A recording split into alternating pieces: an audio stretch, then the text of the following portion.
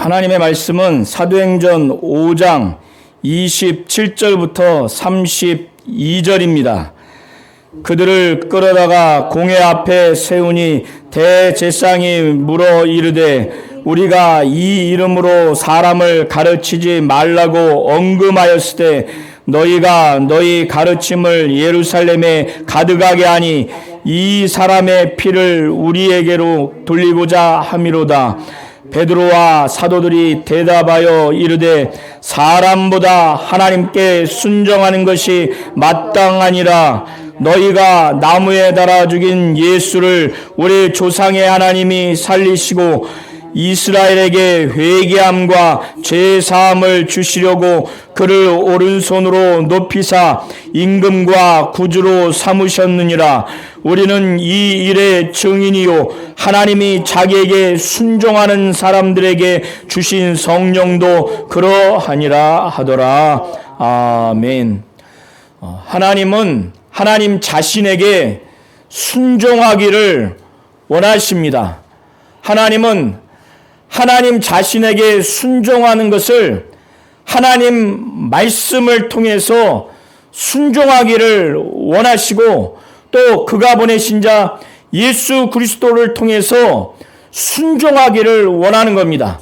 나는 하나님께 순종한다고 그런 신앙과 신앙생활을 하고 있다고 말하면서 하나님의 말씀을 들으려 하지도 아니하고 하나님의 말씀을 믿으려고 하지 아니하고 하나님의 말씀을 순종하려고 하지 않는 것은 하나님께 순종하는 것이 아닙니다. 그리고 나는 하나님께 순종하고 하나님을 잘 믿고 하나님을 잘 섬긴다고 하지만 하나님이 보내신 그의 아들 예수를 도무지 믿으려 하지 아니하고 알아보려고도 하지 아니하고 예수의 말씀과 그의 행하시는 모든 사역을 전혀 들으려 하지 아니하고 그것을 보려거나 묵상하려고 하지 아니하는 이런 자들은 말로는 하나님을 순종한다고 하지만 하나님께 순종하는 것이 아닙니다. 또한 하나님께 순종한다고 하면서 자기의 뜻대로 하려고 하고 성령이 우리 안에서 하나님의 뜻대로 말할 수 없는 탄식으로 기도하는 성령의 충만함과 감동을 받고 성령이 이끄시는 대로 성령이 주시는 은사와 열매를 사모하여 그 은사와 열매로 신앙생활하려고 하지 아니하는 자들은 하나님께 순종하는 자들이 아닙니다. 사도행전 5장 12절부터 32절의 내용을 통해서 우리가 볼 수 있는 것은 사도들에게 어마어마한 표적과 기사가 나타났습니다. 특별히 베드로에게는 많은 사람들이 영적인 그 권위, 하나님이 쓰시는 일꾼이라는 것을 느낀 나머지 많은 사람들이 병자를 메고 와서 길가에다가 침대 그리고 요를 깔아놓고 병자를 눕혀놓은 다음에 너무나 사람이 많으니까 줄 서서 베드로에게 안수를 받을 경황이 없으니까 병자를 메고 와서 침대와 요 위에 눕힌 다음에 베드로의 손을 얹는 것은 기대도 못하고 베드로의 그림자라도 자기들이 데리고 온 병자 위에 그 그림자가 좀 지나갈 수 있기를 바랄 정도였어요. 사도들과 베드로가, 특별히 베드로가 왜 이런 이적과 기사와 표적이 일어났고 모든 귀신을 다 내쫓았는가? 그리고 유대인의 대법원격, 유대인의 의회격인 공회, 산헤드린이라고 하는 공회 앞에서 목숨 걸고 베드로와 사도들이 사람보다 하나님께 순종하는 것이 마땅하다고 이렇게 담대하게 설교할 수 있겠는가? 어떻게 해서 이렇게 설교를 하는가? 우리 성도님들은 이 사도들의 심령을 잘 보시기 바랍니다. 그것은 다른 것이 아니라 하나님이 인정할 만큼, 주 예수와 성령이 인정할 만큼 이들은 하나님께 순종하는 그 심령이 남다른 거예요. 우리는 사도들의 표적과 기사만 부러울 것이 아니라, 그리고 그것은 그때만, 초대교회 때만, 그리고 사도들에게만 특별히 나타나는 것으로만 여기지 마시고, 왜 그때 그렇게 일어났는가? 그리고 왜 우리에게는 그것이 일어나지 않는가? 왜 저들은 목숨 걸고 예수를 죽였던 유대 민족의 공회 앞에서 흔들림 없이 저렇게 담대하게 설교를 하는가? 우리는 왜 그렇게 하지 못하는가? 그거는 타고난 기질과 타고난 성품이 아니라 하나님께 누가 더 넓게, 더 깊게 순종하는가, 여기에 달려 있는 겁니다. 그런데 아나니아와 삽비라 사건으로 인한 이런 상황이 아닌 상황. 그래서 12절에는 이런 사건이 있고 이런 결과가 있지만은, 그러나 사도들을 통해서 하나님이 많은 표적과 기사를 일으켰어요. 그러니까 베드로와 사도들을 통해서 하나님이 그들의 그 손을 통해서 표적과 기사가 많이 일어났어요. 예수 믿지 않고 성령 받지도 않고 하나님이 표적과 기사를 일으킬 것이다라고 하는 하나님의 능력을 믿지 않는 사람들은 아무리 병자에게 손을 대봐야 아무 일도 일어나지 않습니다. 그리고 귀신 들린 자에게 손을 얹거나 그래서 귀신을 쫓는다 할지라도 나가지 않습니다. 오히려 스교의 제사장의 아들들처럼 그들은 예수가 믿는 그 예수의 이름을 빙자해서 귀신을 쫓았을 때 오히려 귀신에게 해코지를 당합니다. 그래서 온몸이 다 빨개 벗김을 당합니다. 귀신 들린 자에게. 그렇게 아주 해코지를 당하는 것뿐이에요. 그런데 하나님이 사도들을 통해서 민간에, 그러니까 사람들 사이에 표적과 기사를 많이 일으켰어요. 그러니까 병자를 낫게 하고 귀신 들린 자도 귀신도 막 쫓고, 그러니까 그것을 보니까 이전까지 믿었던 8,000명 이상의 사람들이 그게 한두 사람이 아니고 수많은 사람이 병자가 낫는 것을 볼 때 안진뱅이가 일어나고 장님이 눈을 뜨고 귀를 듣지 못하는 사람이 귀를 듣고 앞을 또 말하지 못하는 사람이 말을 하게 되고 여러 가지 또 혈류증이 걸린 여인이 낫고 이런 많은 표적과 기사가 많이 일어나면 어떻습니까?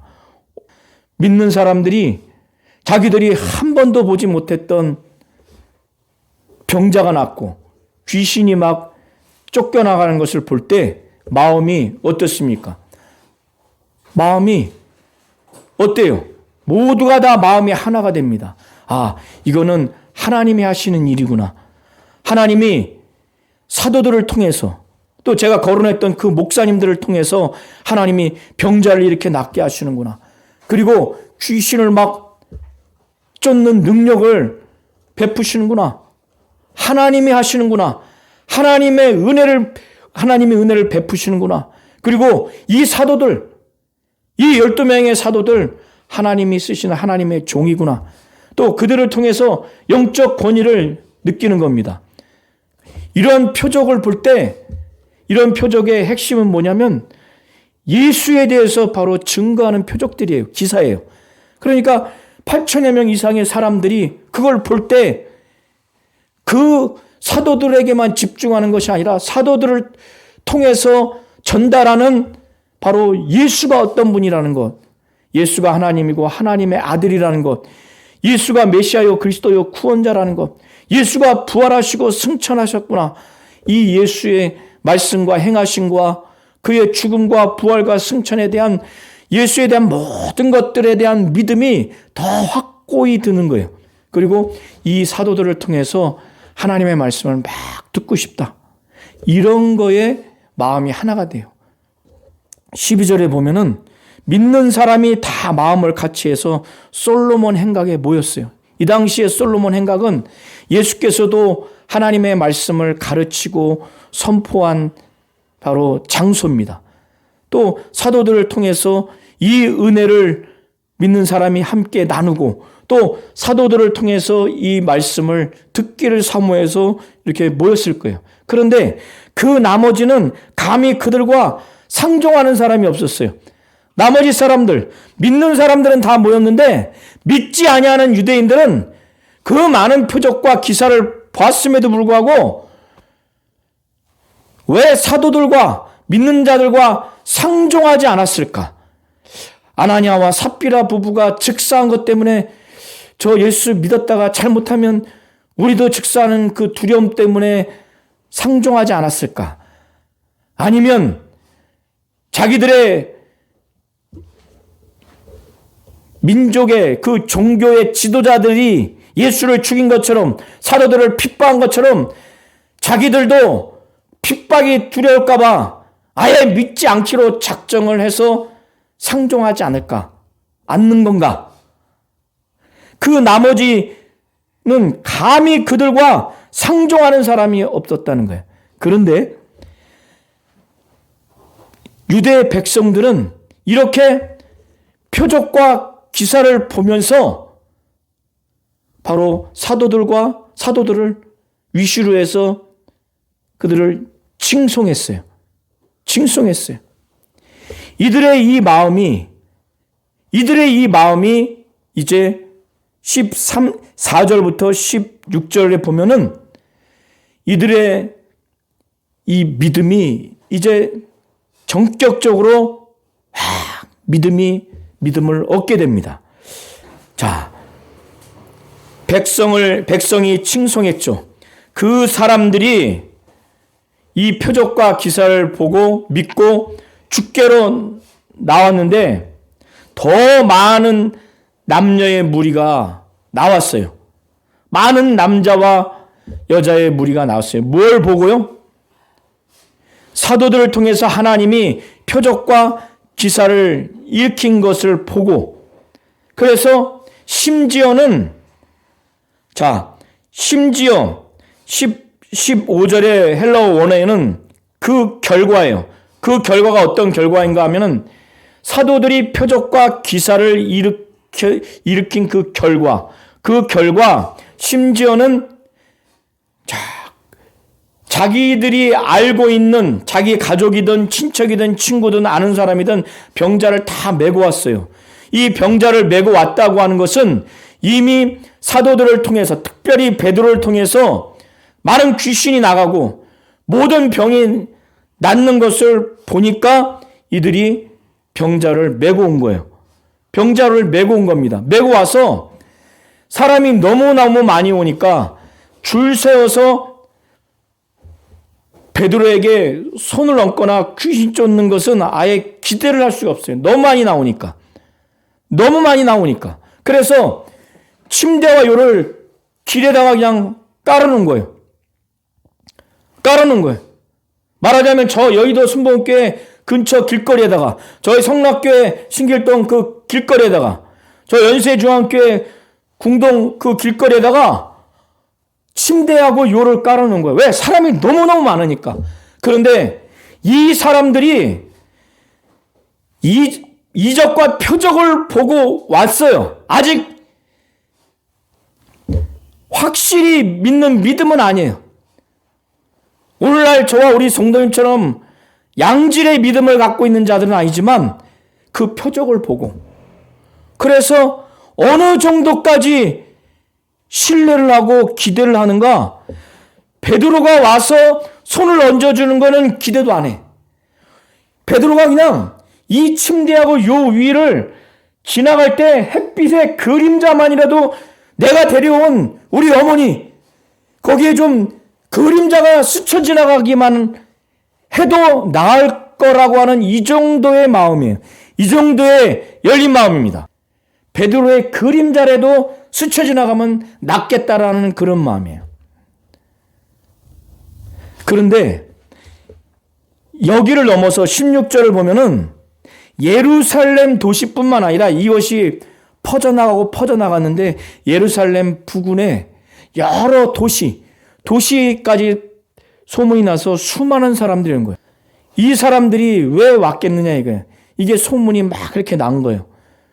가면은 귀신도 쫓아서 지금 내 가족이 내가 아는 사람이 이렇게 병들어서 고생하고 그리고 귀신 들려서 정신적으로 질환이 생기고 정서적으로 고통당하고 육체적으로도 질병에 고통당하는 그런 병자들과 귀신 들려서 괴로움을 당하는 그런 자들 다 데리고 왔는데 16절을 보세요. 다 나음을 얻었어요. 자, 우리 성도님 16절을 한번 보세요. 귀신은 더러운 귀신이고 이 더러운 귀신은 사람을 괴롭힙니다. 그러니까 자기 이 더러운 귀신에게 괴롭힘을 받는 것을 옆에서 지켜보는 가족들이, 친구들이, 아는 사람들이 그 귀신에게 괴로움 당하는 그 현상이 얼마나 고통스럽고 얼마나 안쓰럽겠어요. 그래서 데리고 온 거예요. 귀신은요, 우리 성도들뿐만 아니라 또 믿지 아니한 자들 구분하지 않고 들어와서 괴롭힙니다.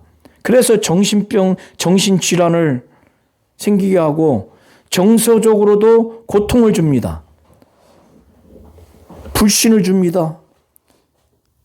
서로 죽이고 싶은 악감정, 미워하는 감정 줍니다. 온갖 범죄를 저지르고 싶은 그 충동, 욕구, 그런 감정, 그걸 실제 행동으로까지 옮깁니다. 이 더러운 귀신이 그렇게 육체적인 질병뿐만 아니라 사회적인 범죄뿐만 아니라 정신적으로도 그렇게 괴롭혀요. 우리는 지난 몇 년 동안 사복음서를 통해서 이 더러운 귀신이 사람을 괴롭히고 예수께서 귀신을 내쫓아 주시는 장면을 우리가 볼 수 있습니다.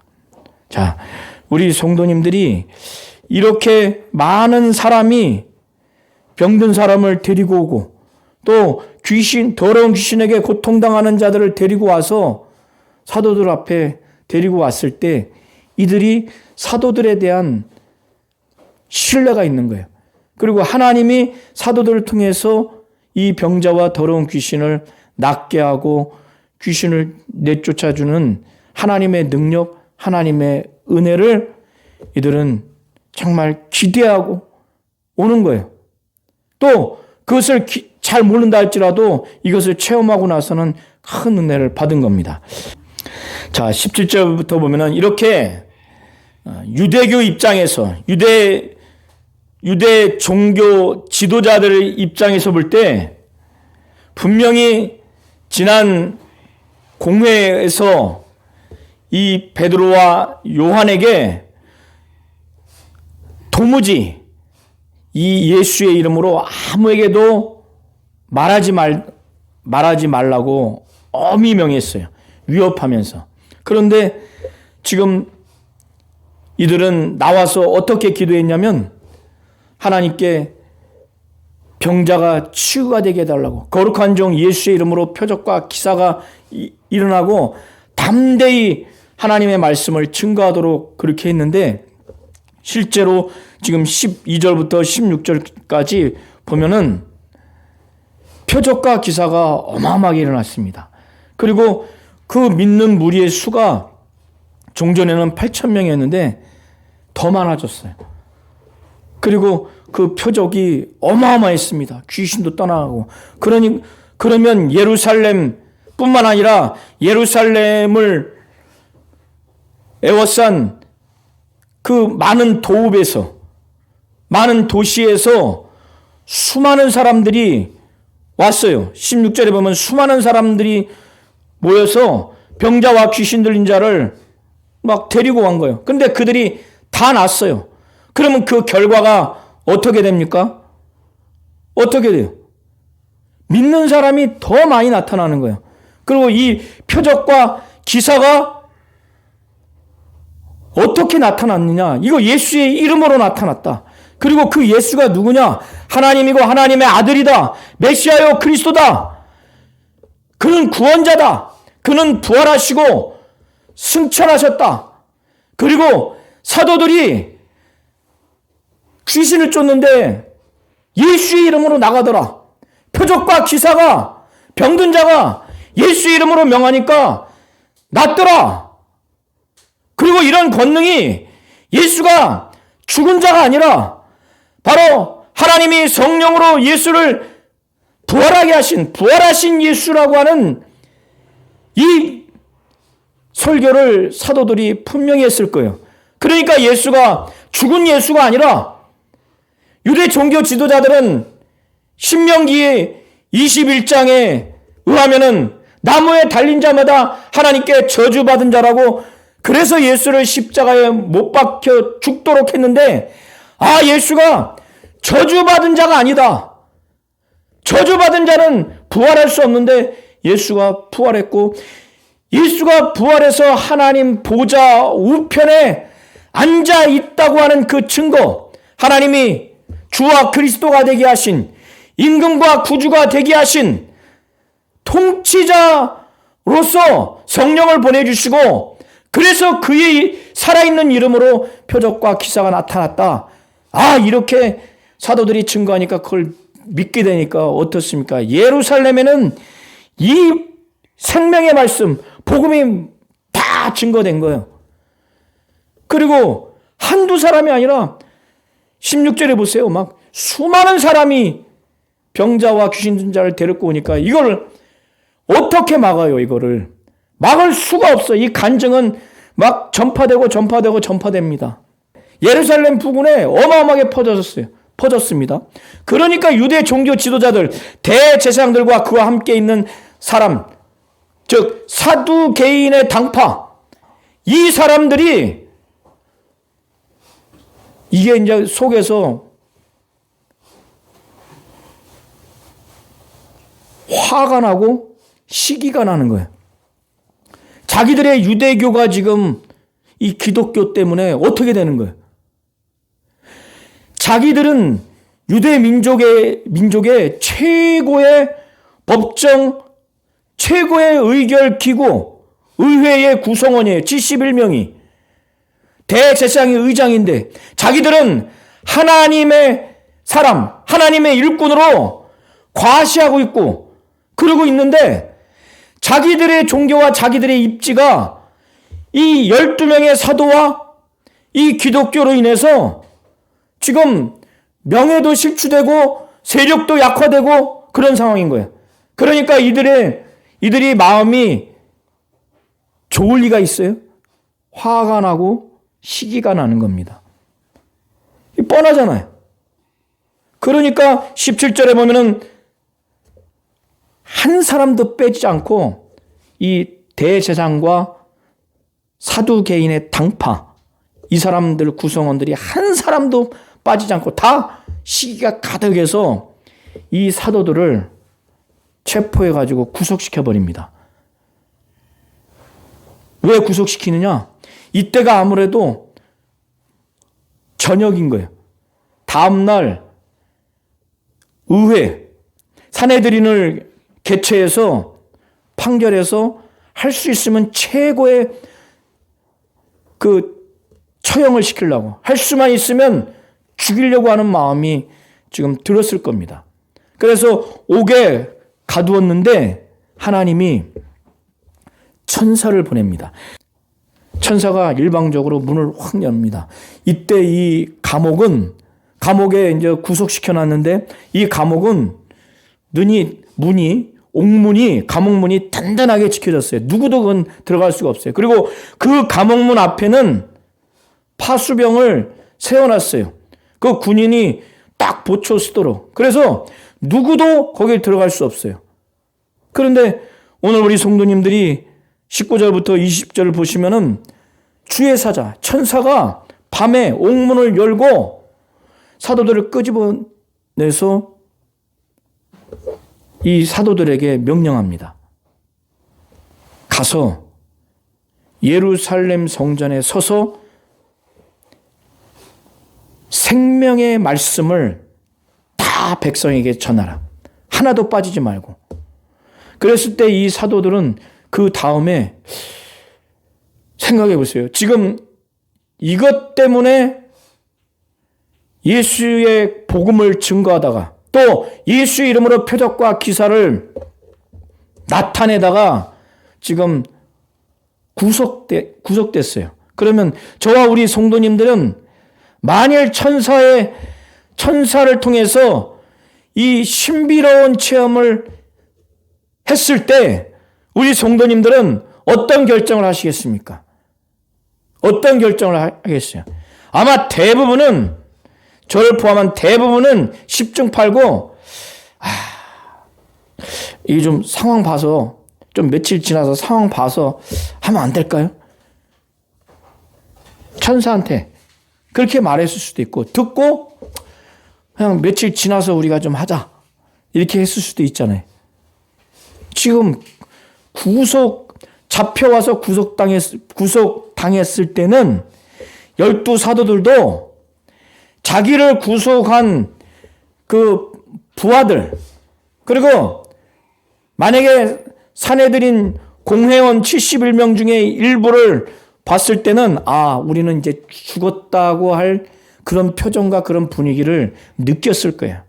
그걸 느꼈음에도 불구하고 사내들이는 예수님을 죽였던 그 의회예요. 그 구성원들이에요. 지금 12사도는 무슨 마음으로 왔겠어요? 그냥 목숨 걸고 들어온 거예요. 만약에 이들이 하나님께 절대적으로 목숨 걸고 순종하겠다고 하는 이런 심령이 아니라면 천사의 말이라 할지라도 조율을 했을 수도 있어요. 그러나 이 12사도는 특별히 베드로와 요한은 이건 하나님이 천사를 보내서 하나님이 주신 명령이다, 말씀이다, 이들은 이렇게 받아들였을 거예요. 그래서 21절을 보면은 사도들이 듣고 그 다음날 일찍이 해가 뜨기 전에 새벽에 성전에 들어갑니다. 이 당시에 예루살렘의 성전에는 예배하고 기도하기 위해서 사람들이 일찍 와요. 그래서 이들은 주저함 없이 성전에 올라가서 백성들에게 하나님의 말씀, 이 생명의 말씀, 이것을 증거합니다. 그때 아무것도 알지 못하는 대제사장과 그리고 그와 함께 있는 사람들이 와서 이제 이른 아침에 사내들인 공회를 이제 개최하려고 공회와 이스라엘 족속의 원로들을 다 모았어요. 다 모았어요. 이건 매우 긴급한 사안이니까 그래서 매우 중형에 아마 처하려고 이렇게 했을 거예요. 다 모았어요. 그래서 의회가 이제 개회가 됐습니다. 그러면 이제 이 12사도들, 피고인인 이들을 이제 붙잡아 와야죠. 그래서 사람을 오게 보내는데 이 사내들인 구성원들이 12명이 포승줄에 묶여서 줄줄이 들어올 줄 알고 딱 기대는데 웬걸? 보니까 사람을 보내서 사도를 잡아오라고 했는데 그 사람만 딱 온 거예요. 그러니까 이게 당황스럽죠. 그가 말하기를 내가 이 사도들을 잡으러 오게 갔는데 옥문은 튼튼하게 잠겨 있고, 그리고 그 옥문 앞에 사람들은 지키고 있어서 이제 열어달라고 했겠죠. 막상 문을 딱 열어보니 그 안에 사람이 한 사람도 없더이다. 그러니까 이 얘기를 들은 그 사람들이 지금 반응이 어떤가? 자, 24절에 보면은 성전 맡은 자와 성전을 경비하는 대장입니다. 성전 맡은 자와 제사장들이 이 말을 듣고 의혹하여 이 일이 어찌 될까? 그러니까 의혹한다는 건 당혹스러운 거예요. 아, 이게 인간적으로 말이 되는 얘기네? 그리고 여기서 사두개인의 당파는 모세오경만 인정하고 모세오경 외에 다른 성경은 인정하지 않습니다. 그리고 자기들이 볼 때 모세오경, 창세기, 출애굽기, 레위기, 민수기, 신명기, 이 모세오경 안에 자기들이 읽어보고 자기들이 판단해 볼 때 사람의 부활은 거기 기록되어 있지 않다고 판단되어 있는 거예요. 그래서 사람이 부활한다는 걸 아예 믿지를 않아요. 믿지를 않습니다. 그리고 천사도 인정하지를 않아요. 그런데 지금 천사가 사도들을 옥문을 열어버리고 끄집어 내렸잖아요. 그러니까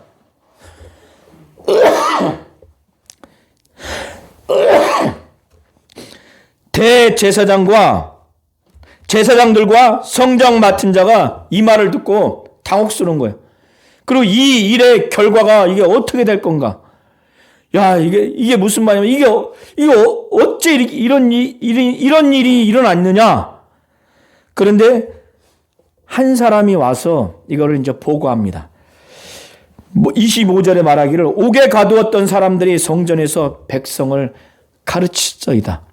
그러니까 성전 맡은 자, 경비대장하고 부하가 같이 가서 사도들을 붙잡아 오는데 다른 때 같았으면은 막 때리면서 억압하면서 막 폭력적으로 해서 아마 데리고 왔을 거예요. 그런데 백성들이 자기들을 만약에 그렇게 이 사람들이 사도들을 만약에 그렇게 폭력적으로 억압적으로 만약에 하는 것을 백성들이 보면은 백성들이 가만히 있지 않을 거라는 것, 돌로 쳐서 자기들을 죽일 수도 있다고 하는 그 위협감을 받았어요. 왜?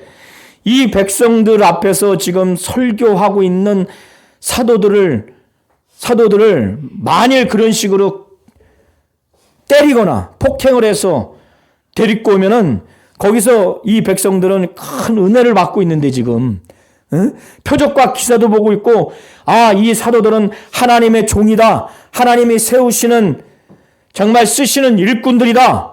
큰 은혜를 받고 있는데 그런 상황에서 마음이 사도들에게 영적으로 많이 갖고 있고 가 있고 은혜 받고 있는데 만약에 그런 식으로 한다면은 이 백성들이 막 돌로 치겠죠. 그걸 두려워서 그냥 얌전하게 폭력도 쓰지 않고 억압도 하지 않고 그냥 데리고 온 거예요.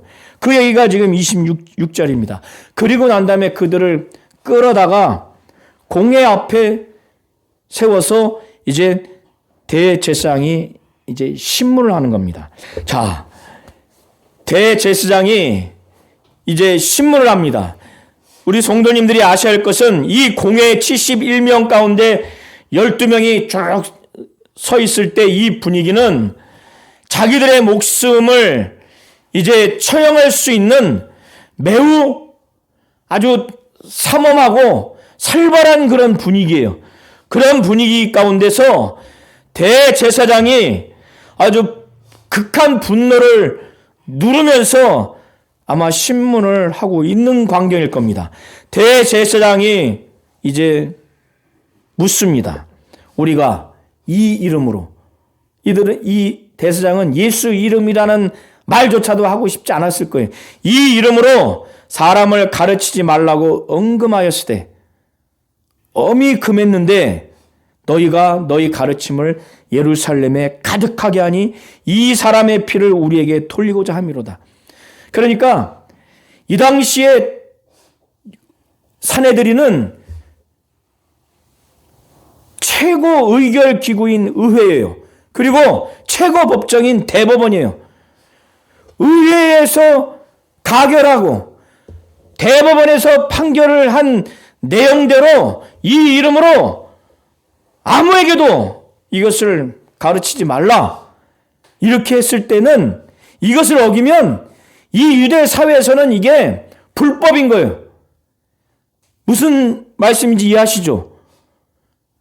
이게 불법이에요. 오늘날 만약에 대법원에서 이런 판결이 나오고 국회에서 여야가 합의돼서 이런 가결을 한 상황이라고 가정을 해보세요. 그럼에도 예수의 이름으로 복음을 증거한 상황이에요.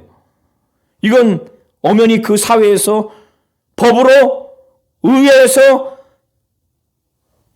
대법원에서 의회에서 가결한 거예요. 판결한 거예요.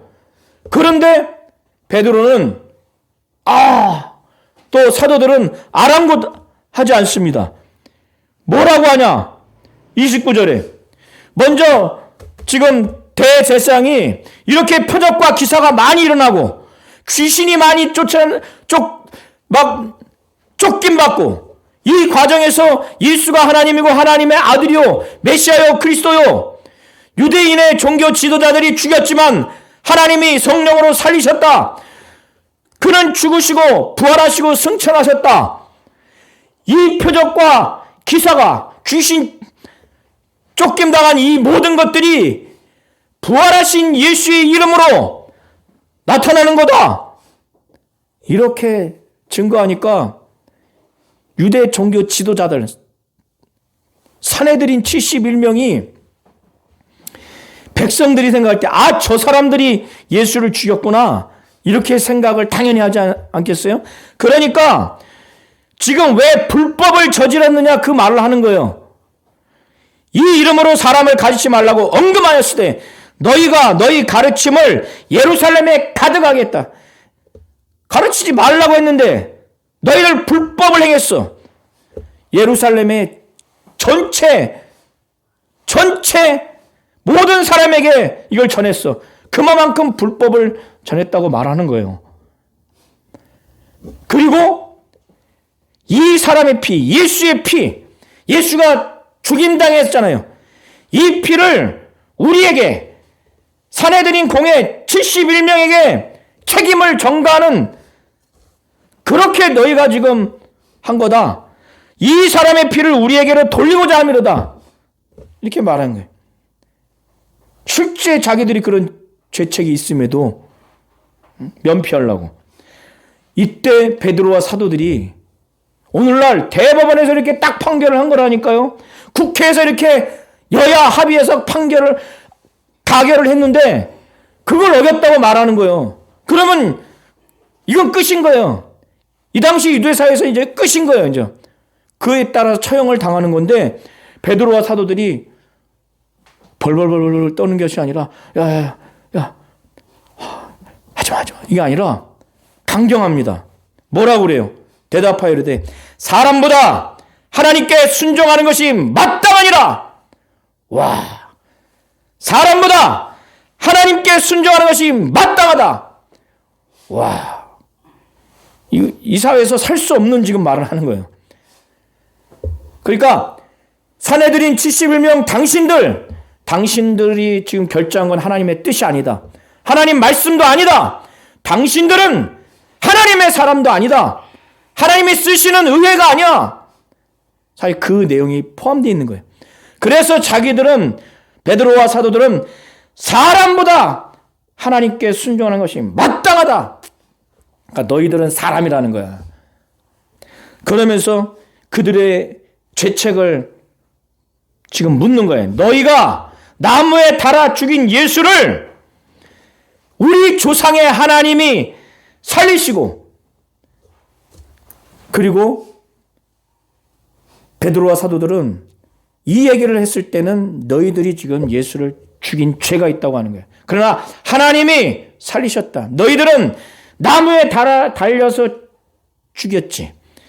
이 예수가 나무에 달려 죽인 것은 그들은 하나님께 저주받은 자로 그렇게 죽이게 한 거예요. 그리고 사람들로 하여금 그렇게 인식시키도록. 그러나 하나님이 이 예수를 살리셨다. 그리고 너희가 회개하고 구원받을 수 있도록 이걸 위해서 하나님이 오른손으로 그를 높이셨다. 오른손으로 높였다고 하는 것은 하나님 보좌 우편에 지금 앉히셨다고 하는 거예요. 그래서 그 예수를 임금과 구주로 삼으셨다. 뭐 때문에? 31절을 보세요. 이스라엘에게 회개함과 제사함을 주시려고 예수를 오른손으로 높이사 임금과 구주를 삼으셨다. 그래서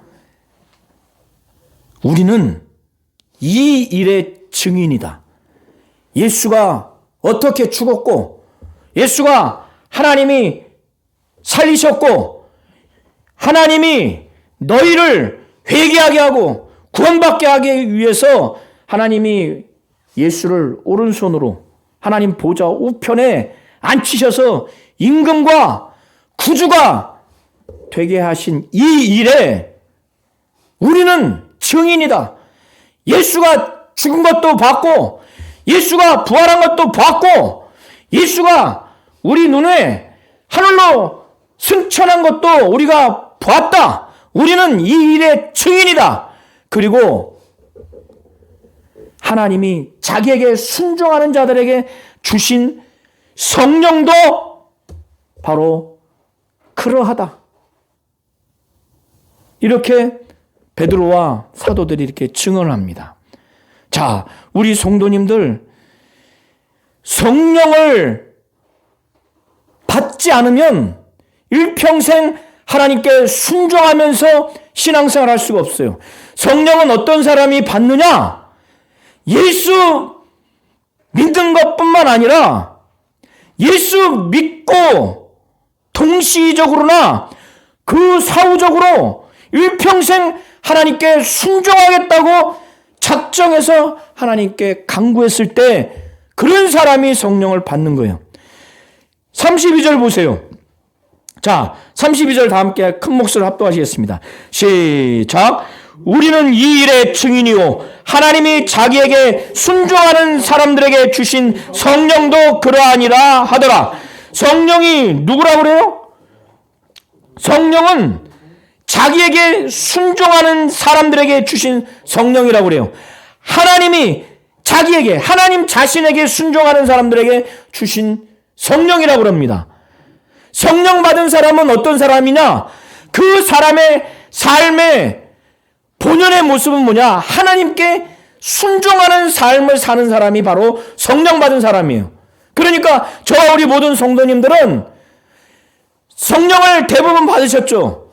잘 돌아보세요. 그때 왜 성령을 받도록 그렇게 기도해서 성령 받았고 하나님이 왜 주셨는가? 하나님께 순종하겠다고 그렇게 작정하고 기도했기 때문에, 그리고 하나님이 그걸 보셔서 성령을 보내주신 거예요. 성령 받은 사람의 삶의 본연의 모습은 하나님께 순종하는 삶이어야 되는 거예요. 우리 성도님의 삶이 과거에는 그랬는데 현재도 그러한지, 앞으로도 그렇게 살려고 하는 작정인지를 잘 보시기 바랍니다. 그러하지 않으면 성령이 역사하지를 못해요. 그런 자들에게 성령이 예수의 죽음도, 예수의 부활도, 예수의 승천도 알게 하고 믿게 하고 뿐만 아니라 그거를 전하도록 확신을 주시는 분이 바로 성령이에요. 보세요. 베드로와 사도들도 예수의 죽음과 부활과 승천 자기들만 증인이 아니라 하나님이 자기에게 순종하는 사람에게 주신 성령도 예수의 죽음과 부활과 승천을 증언한다고 하잖아요. 증거하는 분이라고 그러잖아요. 자, 보세요. 성령 받지 않으면 예수의 죽음과 예수의 부활과 예수의 승천을 도무지 이해할 수 없고 믿을 수 없어요. 전할 수도 없어요. 그래서 성령 받는 게 중요한 겁니다.